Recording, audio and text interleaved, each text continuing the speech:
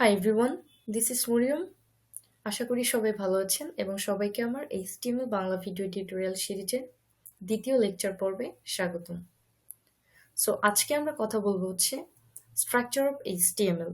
HTML এর structure নিয়ে আজকে আমি আলোচনা করব।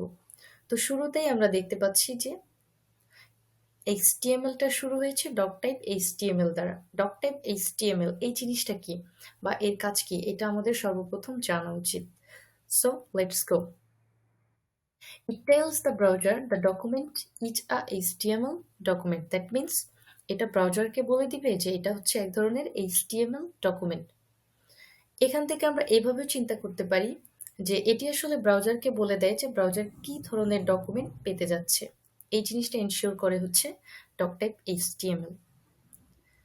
এরপর দেখতে পাচ্ছি HTML শুরু হয়েছে এবং এখানে HTML শেষ হয়েছে এবং এর ভিতরে দুইটা সেকশন রয়েছে। একটা হচ্ছে হেড সেকশন, হেড সেকশনটা এখানে শেষ হয়েছে, দেন আরেকটা হচ্ছে বডি সেকশন। এখন এই যে আমার অ্যাঙ্গেল ব্র্যাকেটের ভিতরের যে জিনিসগুলো, এইগুলোকে আমরা কি বলবো? আমরা একটু খেয়াল করে দেখি, হেডের এখানেও কি অ্যাঙ্গেল ব্র্যাকেট, মেটার এখানেও, টাইটেলের এখানেও, সব কিছুর আগে কি অ্যাঙ্গেল ব্র্যাকেট। এই অ্যাঙ্গেল ব্র্যাকেটের ভেতরের যে কিওয়ার্ড, এইগুলোকে আমরা বলবো হচ্ছে ট্যাগস। আমরা কিন্তু গত পর্বে জেনেছি যে এইচটিএমএল মূলত কি কতগুলো ট্যাগের সমন্বয়ে গঠিত। সো আমরা স্ট্রাকচারেও কিন্তু দেখতে পাচ্ছি যে প্রত্যেকটা কি এক একটা ট্যাগ। এখন এইখানে আরেকটা কথা বলবো ট্যাগ নিয়ে, সেটা হচ্ছে এই যে আমার এইচটিএমএল ট্যাগ এবং এই যে আমার এইচটিএমএল ট্যাগ, একটা শুরুতে একটা শেষে। শেষেরটাতে যদি আমরা একটু লক্ষ্য করি, এখানে দেখা যাচ্ছে একটা ফরওয়ার্ড স্ল্যাশ ইউজ করা হয়েছে।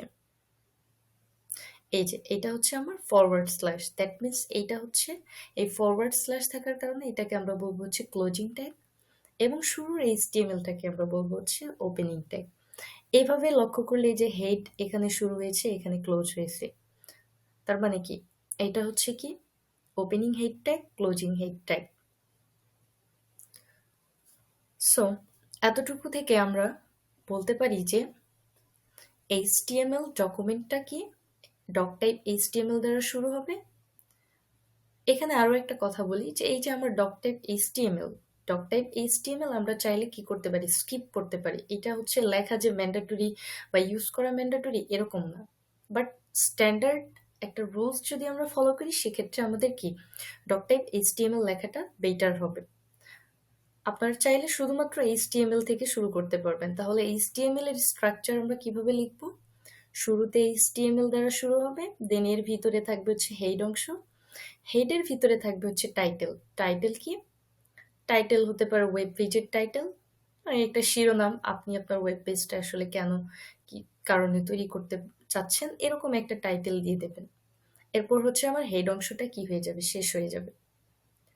এরপর হচ্ছে কি বডি, বডির ভিতরে কি থাকবে? বডির ভিতরে পেজের কন্টেন্ট থাকবে। এখন কন্টেন্ট সেই জিনিসটা কি? কন্টেন্ট হচ্ছে আমরা যদি আহ, কখনো ওয়েব পেজ এ যাই বা আমরা অনেক সময় বিভিন্ন ধরনের ওয়েব পেজ কি করে থাকি, গিয়ে থাকি বা ঢুকে থাকি।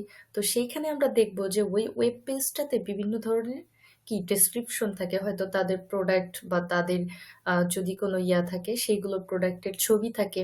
এই যে প্রোডাক্টের ছবি বা প্রোডাক্ট সম্পর্কে হচ্ছে যে ডেসক্রিপশনগুলো থাকে, এই বিষয়গুলোই মূলত হচ্ছে একটা ওয়েব পেজের কন্টেন্ট। এই কন্টেন্টগুলোই হচ্ছে কি থাকে এইচটিএমএল এর বডিতে থাকে।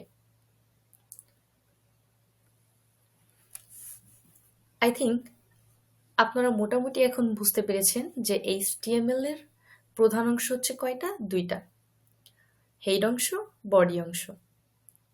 এবং কি এইচটিএমএলটা এইচটিএমএল দ্বারা শুরু হবে, এর ভিতরে হেড অংশ, বডি অংশ। বডির ভিতরে কন্টেন্ট থাকবে, হেডের ভিতরে হচ্ছে টাইটেল থাকবে। দেন এইখানে দেখতে পাচ্ছি যে মেটা ট্যাগটা কি একটু পরেই আমি সেটা আপনাদেরকে বলতেছি। মেটা নিয়ে আমি আলাদাভাবে একটু কথা বলবো। সো এইচটিএমএল দ্বারা কি হয়ে যাবে, শেষ হয়ে যাবে। সো এই এতটুকু জিনিস যদি আপনারা বুঝতে পারেন তাহলে আমার মনে হয় যে এইচটিএমএল আপনাদের কাছে কোনো ফ্যাক্ট হবে না, কোনো বড় কোনো ইস্যু হবে না, বা এটা আসলে কোনো কঠিন জিনিস না, খুবই ইজি। সো চলুন এইবার আমরা একটু মেটা ট্যাগ নিয়ে কথা বলে আসি। মেটা ট্যাগ, মেটা ট্যাগ এই ট্যাগটা কি ট্যাগ? দেখুন, meta tag defines metadata about an HTML document. That means meta ট্যাগটা এইচটিএমএল ডকুমেন্টের কি করে থাকে, মেটা ডেটাগুলোকে ডিফাইন করে থাকে। Metadata is data or information about data. It is interesting. So metadata is data about data. So দেখুন, it provides information like page description, keyword, author name, date of last modification and so on. আসলে তাহলে মেটা ট্যাগটা কি? মেটা tag হচ্ছে HTML এর যে মেটা ডেটাগুলো আছে এইগুলোকে হচ্ছে ডিফাইন করে থাকে। এখন এই মেটা ডাটাগুলো কি হতে পারে? একটা ওয়েব পেজের পেজ ডেসক্রিপশন হতে পারে, কিওয়ার্ড হতে পারে, অথর নেম হতে পারে, অথবা কবে বা কোন ডেটে এটাকে মডিফাই করা হয়েছে সেই modification date and so on can be meta tag.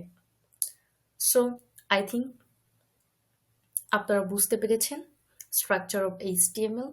এরপরও যদি আপনাদের কোনো কনফিউশন থাকে তাহলে অবশ্যই কমেন্ট বক্সে কমেন্ট করবেন, এবং আমার ভিডিওটি যদি আপনাদের বিন্দুমাত্র ভালো লেগে থাকে তাহলে অবশ্যই আমার চ্যানেলটিকে সাবস্ক্রাইব করবেন এবং আপনাদের ফ্রেন্ড সার্কেলের মাঝে ভিডিওগুলো শেয়ার করবেন।